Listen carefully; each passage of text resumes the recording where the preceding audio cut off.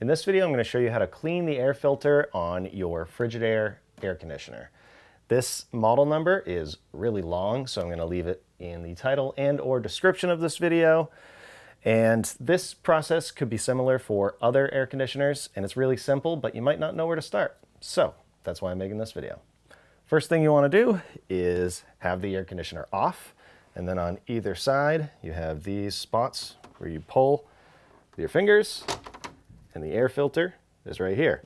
And again, two tabs right here, pull the top out, and it's sitting in some tabs down here, and you just pull it up, and then you can, obviously this is very clean, but what you can do is vacuum out the majority of the dust on this side, and then you can take it to the sink and use some mild dish soap and scrub it lightly and rinse it out completely.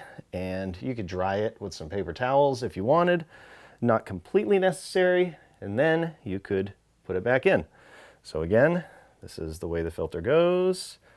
You would drop it down behind those tabs, just like that, and then make sure it sits flat and in here within these. So don't let it sit like that. Sit it in between those, and then raise this up and push on both sides, and you're done. Like I said, really simple, but if you didn't know where to start, I hope this video helped. Thanks for watching.